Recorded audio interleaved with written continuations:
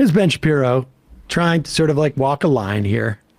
Well, what do you do when you have based a significant portion of your career on essentially positioning yourself as the only righteous Jew in the country? Not the only, but representative of a small cohort of Jews that you perceive to be the only righteous Jews because you're a right-winger. What do you do when your colleague, who at the company that you founded that apparently you have no influence on whatsoever, according to him, comes out and embraces a guy who is clearly, at the very least, like, you never know what's in people's hearts. Maybe he's just doing it because he thinks it's a good business move and is not a very good businessman. Coming out and spewing anti-Semitism. And of course, he's also been platformed on the biggest conservative platforms in the nation to spew this anti-Semitism. How do you address this? This is a headache I really didn't want. Here he is. He is an anti-Semite. He's saying lots and lots of anti-Semitic things. I'm not sure what more there is to say about that. Pause it for 1 second. Incidentally, 4 weeks ago, or 3 weeks ago, he was not an anti-Semite. He said some things that were anti-Semitic. That's definitely true.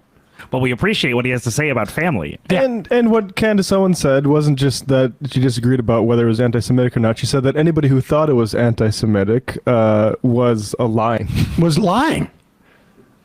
Coincidentally. All right, just go back a little bit. So remember, he's talking about Kanye West, and he's going to ignore the fact that he was called a liar by Candace Owens. He is an anti-Semite. He's saying lots and lots of anti-Semitic things. I'm not sure what more there is to say about that. The only thing I might add is that he's pretty obviously bipolar, and I would think that right now he looks like he's in the middle of a manic episode. I only say that because I have members of my family who have been bipolar and have had manic episodes, and one of the characteristics of a manic episode is that everything that comes out of your mouth you think is a wonderful idea, even when everyone around you is telling you to stop, which seems pretty obvious because he continues to destroy his career. I wonder if all those people in his family who have had manic episodes, do they spout anti-Semitic stuff too? Yeah. I mean, I just wonder, like, when Kanye was saying slavery sounds like a choice, like those sorts of things, Candace Owens, his employee, was embracing him and actually defending that stuff too. So right. It's interesting. I'm just curious. Being bipolar means that you spout anti-Semitic things. Like Kanye, like obviously he bears a lot of responsibility for this, but I can't get over the House Judiciary GOP tweeted out Elon, this has been sort of like guided by particularly Candace Owens for the fucking GOP midterms. Yeah, not everyone is telling him to stop, actually. Yeah, some people are saying actually, you should keep going, and also buy my husband's Parler website because it's the freedom of, or that's a new thing of free speech. One of the characteristics of a manic episode is that everything that comes out of your mouth you think is a wonderful idea, even when everyone around you is telling you to stop, which seems pretty obvious because he continues to destroy his career and his wealth base based on his own foolishness, malice, and bigotry. So, that's all I have to say about Kanye. I will say that I'm amused by some of his theories. I have some questions about some of his theories. Namely his theory that the Jews perverted Kim Kardashian is a weird one.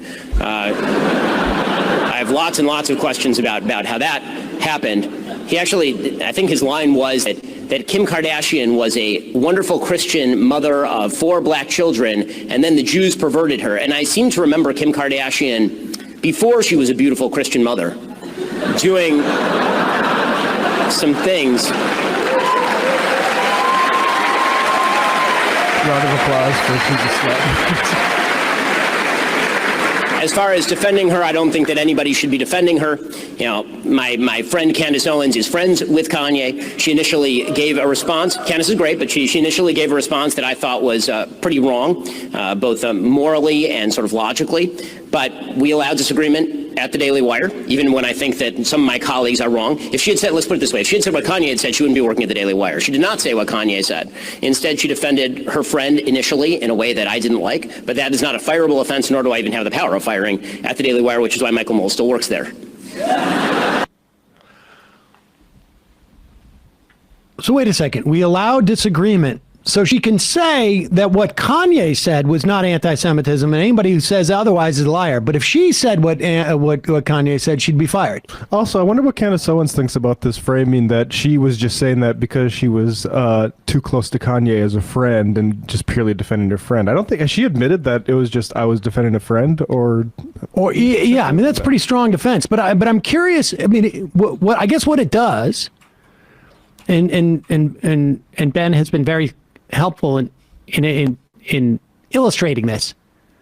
Much better to bring Kanye on, give him a platform. Therefore, you can promote the anti-Semitism without actually having to be responsible for the anti-Semitism. And he's given a perfect illustration of how that works, right? Candace Owens can go and say, like, yes, what he said was not anti-Semitism. Anybody who says anything otherwise is a liar.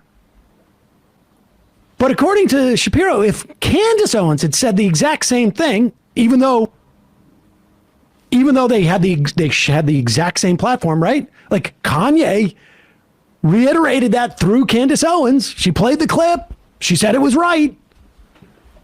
Yeah, why don't you tolerate that disagreement? Well, exactly. But what he's also showing is exactly their entire MO. We will promote the racism, but it is just far enough from us that we're not racists. Agree to disagree. I mean, that is the whole game, and he just gave it away. It just so happens that anti-Semitism, calling out anti-Semitism and having no quarter for anti-Semitism, more or less, is his branding. Super, super awkward at the Daily Wire commissary, indeed.